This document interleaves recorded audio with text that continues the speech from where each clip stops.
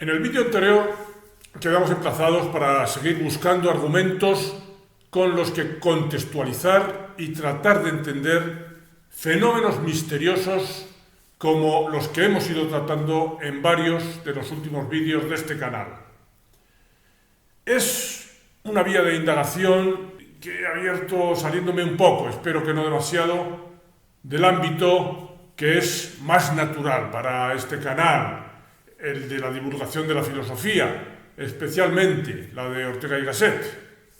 El caso con el que inmediatamente pretendíamos enlazar en este vídeo es el que se refiere a la intrigante experiencia que tuvo el filósofo y amigo íntimo de Ortega, Manuel García Morente, respecto de la cual explicamos en el vídeo anterior cómo, después de haber tenido esa extraña experiencia en la que sintió de forma incuestionable para él la enormemente apaciguadora presencia junto a él, según dijo, de Jesucristo, resolvió ordenarse sacerdote, después de haber sido hasta poco antes ateo.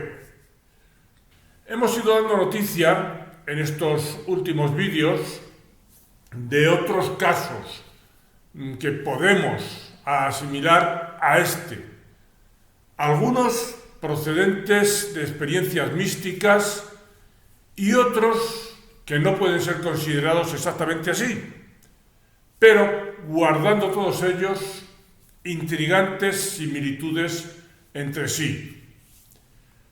Hoy profundizaremos en algunos argumentos que pueden resultar pertinentes, aunque nunca del todo explicativos de fenómenos tan extraños. Y también añadiremos al catálogo de casos misteriosos otros con los que esperamos no escandalizar demasiado, puesto que provienen del ámbito psicopatológico. Entremos en materia. Este es un canal de divulgación de la filosofía y sus alrededores, especialmente la filosofía de Ortega y Gasset, el pensador en lengua española más importante habido hasta el día de hoy. Ayúdame en esta tarea divulgativa haciéndote suscriptor y dando al me gusta. Dice Ortega que la felicidad es la coincidencia de nuestro yo con las circunstancias. Lo contrario, el hecho de que las circunstancias se nos opongan, de que el yo se encuentre en permanente combate con las limitaciones y dificultades que esas circunstancias nos imponen, es el cauce habitual por el que discurre la vida, por lo cual la inquietud, la inseguridad, el sufrimiento e incluso la angustia son ingredientes consustanciales al hecho de vivir. La felicidad, por desgracia, no es uno de esos ingredientes, al menos no de los habituales. Solo consigue de vez en cuando dejarnos algún atisbo de ella, de eso que quisiéramos que permaneciera para siempre. Pese a todo, el hombre ha procurado desde tiempos remotos acercarse a esa posición que Ortega propone como definitoria de la felicidad, la identificación del yo con su circunstancia.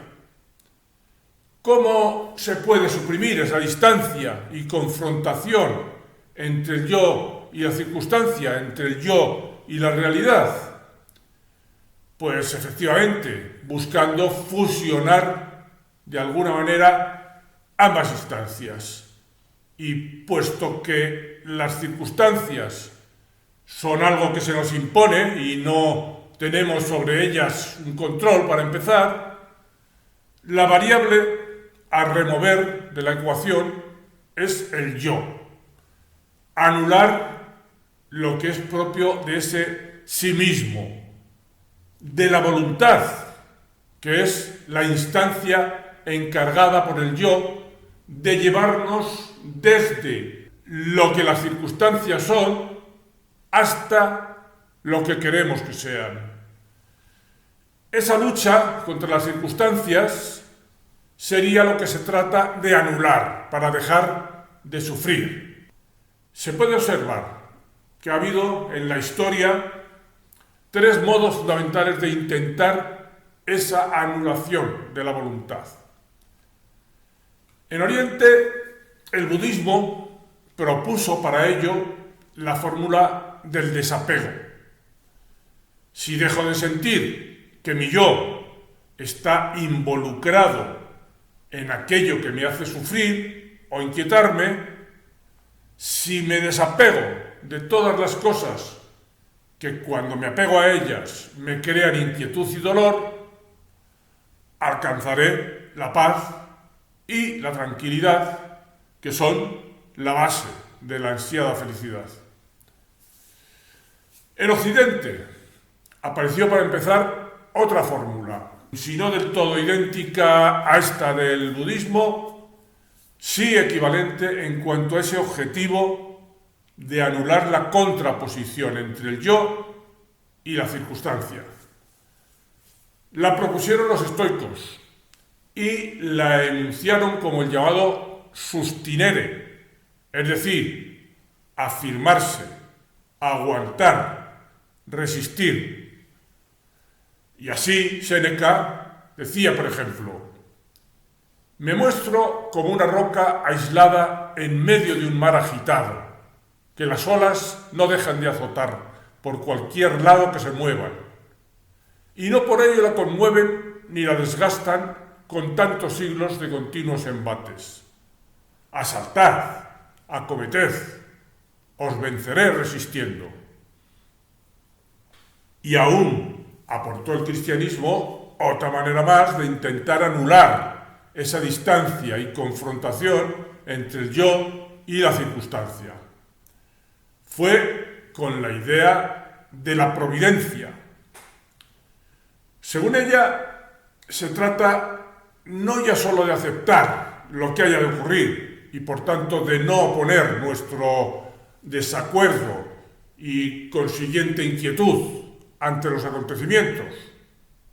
Hasta ahí los cristianos estarían de acuerdo con los estoicos, sino de incorporarse sumisa pero activamente a lo que pueda ocurrir, que se da por supuesto que es algo ya decidido y determinado por Dios. Es el hágase tu voluntad, así en la tierra como en el cielo, del Padre Nuestro. De una forma o de otra, de la forma de los budistas, los estoicos o los cristianos, como decimos, a lo que se llega es a una supresión de la voluntad propia, la que está encargada desde nosotros mismos de recorrer la distancia entre lo que ahora somos y es nuestra circunstancia y lo que aspiramos a ser y a que nuestra circunstancia sea para resolver nuestras inquietudes, esa confrontación entre el yo y la circunstancia. Como lo que pretendemos, como decíamos al principio, es, en primera instancia, tener una interpretación del hecho extraordinario, la experiencia mística, así la llamó él mismo, que le ocurrió al filósofo Manuel García Morente, y que asimismo habrá de servir de puerta de entrada a la interpretación de otros fenómenos místicos o simplemente misteriosos que analicé en vídeos recientes y que afectaban, entre otras, a personas en trances vitales críticos. Dejaremos que sea el mismo Morente el que explique a qué se refiere con la idea de la providencia, que una vez aceptada plenamente en su conciencia, con la mediación de su experiencia mística, decidió el cambio personal tan drástico que le llevó desde el ateísmo a ordenarse sacerdote. Como vimos en ese anterior vídeo, Morente estaba pasando por una situación personal extremadamente angustiosa en su vida. Todo eso cambió cuando empezó a aceptar la idea de la providencia, de que todo lo que sucedía en la vida estaba determinado por la voluntad de Dios y por ello tenía pleno sentido. Aceptar ese sentido en los acontecimientos disolvió efectivamente su sufrimiento. Dicho con sus propias palabras, me pareció haber llegado por fin a la solución más clara y neta del problema de la vida en mí y fuera de mí. La vida y los hechos de la vida que Dios providente hace y produce, Dios también nos los da y atribuye. Pero nosotros los aceptamos, los recibimos libremente y por eso son nuestros tanto como suyos. Son suyos porque Él es su autor, creador, distribuidor y provisor. Son nuestros porque nosotros libremente los aceptamos de su mano. En su diario de ejercicios espirituales, con posterioridad ya a su experiencia mística, Morente matiza y enfatiza esta manera de situarse ante lo que acontece, qué significa creer en la providencia. Dice: por mí mismo, ninguna iniciativa en querer, en la voluntad. Todo es de Dios que dispone de todo, y de mí. Heme pues aquí ante Dios para que haga de mí lo que quiera. Sin dejar de ser libre, quiero ahora ser esclavo de Dios por mi libre voluntad. Quiero querer lo que Él quiera, no solo aceptarlo, sino quererlo. Soy yo el que necesito servirle, esto es, hacer ciegamente su voluntad santa. Sin que pretendamos identificar, ni mucho menos, las dos fuentes de producción de este tipo de fenómenos, de experiencias, que en García Morente derivaron hacia la experiencia mística, habremos de referirnos también hoy y aquí a procesos similares que tienen su origen en alguna clase de patología y que efectivamente se asemejan en el hecho de que en unos y otros la voluntad desaparece.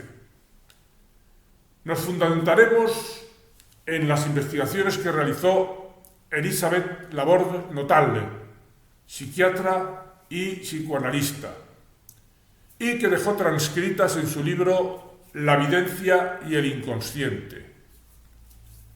Expone allí diversos casos de los que tuvo experiencia directa con pacientes suyos y otros más que extrae de la experiencia clínica de otros reconocidos psiquiatras o psicólogos, de todos los cuales va extrayendo la inferencia de que en algún punto llegan a confluir a veces la existencia de un trastorno psicológico y la aparición de facultades paranormales como la evidencia, la precognición o la telepatía.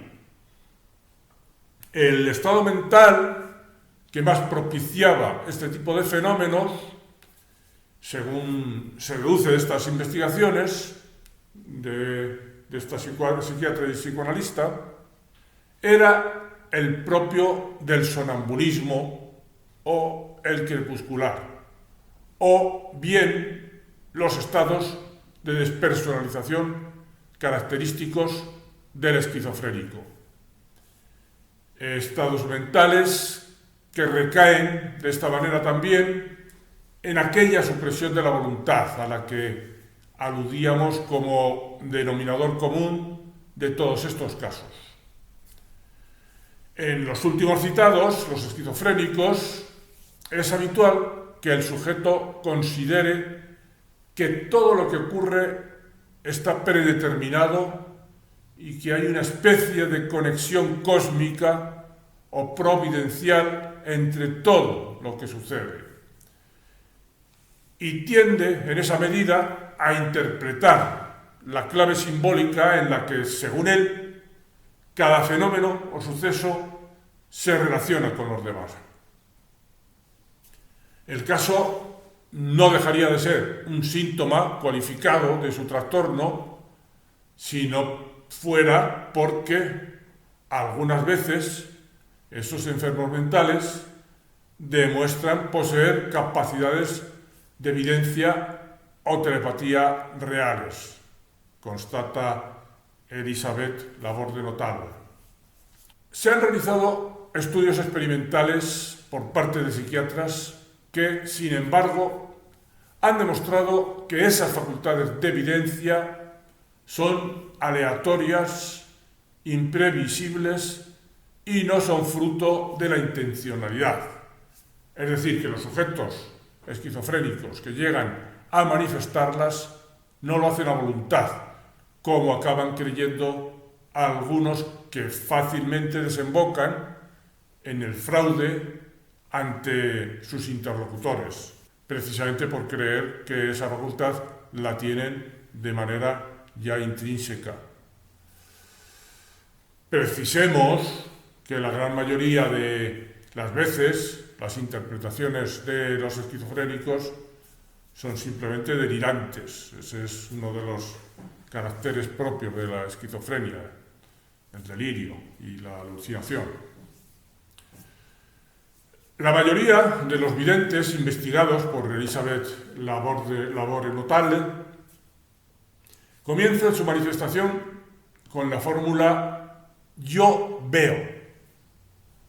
Comenta esta autora sobre estos casos: a la visión de la realidad circundante se superpone a veces otra visión, que coexiste entonces con la primera, algo así como una ensoñación. Por ejemplo, un elemento que parece más o menos ajeno a la situación presente aparece, inmóvil o animado, representando eventualmente seres humanos. Abro paréntesis. Estaríamos hablando, pues, de algo que tiene semejanzas con la entrada en escena de las apariciones o presencias que han experimentado por su parte algunos místicos o personas como montañeros o náufragos en situaciones críticas, que también han sentido en esas ocasiones este tipo de extrañas presencias. Seguimos con la narración de la psicoanalista. Por lo general, esta visión es fugaz y sobreviene espontáneamente. A veces es vaga, incompleta y se deja captar a costa de un esfuerzo extraordinario que puede resultar impresionante, como tuve ocasión de observar en un joven que alcanzaba un estado tal de tensión que ponía los ojos en blanco y después quedaba agotado y empapado en sudor. La visión desaparece dejando un recuerdo a veces muy breve para que se pueda describir, explicar o interpretar todo el contenido de la imagen. Así sucede con la clariaudiencia, que puede tomar la forma siguiente. De pronto, la persona oye distintamente una voz que enuncia ideas, a veces claras, pero muy a menudo enigmáticas. En general, esta voz se percibe como si fuera exterior. Las ideas tienen casi siempre una densidad particular. En pocas palabras, evocan hechos o situaciones de singular importancia, subjetiva u objetiva. También la escritura automática es una forma de evidencia. El sujeto se siente traspasado por un discurso que no reconoce como suyo, que le parece extraño, y las palabras le llegan algunas veces sin esfuerzo y sobre todo sin razonamiento. Todo esto nos recuerda inevitablemente lo que acontecía en las ceremonias del oráculo de Delfos, entre otros, en que la pitonisa recibía mensajes asimismo extraños o difícilmente comprensibles que los profetas, llamados así, que la asistían, debían interpretar a posteriori. De esto traté no hace mucho en mi vídeo sobre la religiosidad primitiva. Hemos ido analizando precisamente en vídeos recientes la similitud que existe entre fenómenos como los descritos y otros propios de la religiosidad primitiva, en que pitonisas o chamanes accedían de una u otra forma a estados alterados de conciencia, en que se producían fenómenos que podríamos incluir en un concepto amplio de lo que serían apariciones. Algo semejante vimos que ocurría en montañeros, exploradores o náufragos en situaciones límite en que su supervivencia estaba amenazada. Las experiencias cercanas a la muerte también nos dejaban motivos de reflexión a propósito de este conjunto de fenómenos. Reiteremos el denominador común que queremos detectar en todas estas experiencias: la desaparición de la voluntad, que es la función que nos permite transitar entre lo que somos y lo que aspiramos a ser, que no es ni más ni menos que el cauce a través del cual normalmente la vida se lleva a cabo, pero de la que de una u otra forma se prefiere prescindir de esa voluntad para dejar de entrar en confrontación con las circunstancias. Según vimos, el budista renuncia a esa voluntad practicando el desapego, la falta de implicación en todo lo que no sea el aquí y el ahora. El estoico renuncia también a querer otra cosa que lo que dicten las circunstancias, la naturaleza, dice él, amputando de sí todo lo que le sugiera su imaginación, es decir, lo que no hay, que es, podríamos decir, un invento de la voluntad, esa imaginación, el del deseo, el deseo de otra cosa que lo que hay. El cristiano, al modo de Morente, por su parte, renuncia también a su voluntad y se pone en manos de la voluntad divina y de su providencia. Chamanes y pitonisas llegaban a ese estado mental crepuscular en el que la voluntad desaparecía a través de las drogas, del ayuno persistente, del castigo corporal, de la danza hasta el agotamiento, de sonidos monótonos y persistentes como el del tambor o como la oración.